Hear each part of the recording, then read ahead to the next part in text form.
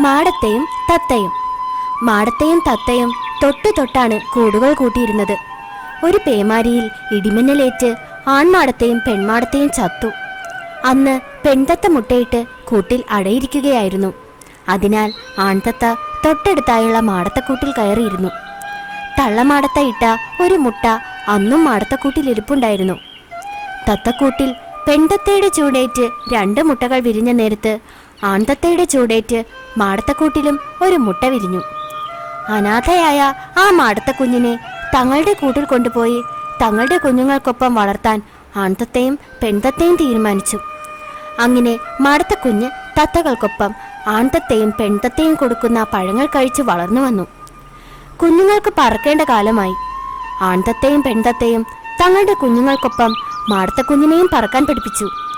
തത്തക്കുഞ്ഞുങ്ങൾ സ്വന്തമായ ആഹാരം തേടാൻ തുടങ്ങി. അവ പഴങ്ങൾ തിന്ന് വിശപ്പടക്കി.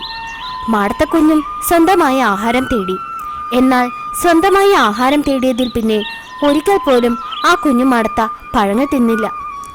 വിട്ടിലുകളെ പിടിച്ചു തിന്നാണ് അത് വിശപ്പടക്കിയത്. ഗുണപാഠം: ജന്മവാസന പരിശീലനം കൊണ്ട് മാറില്ല.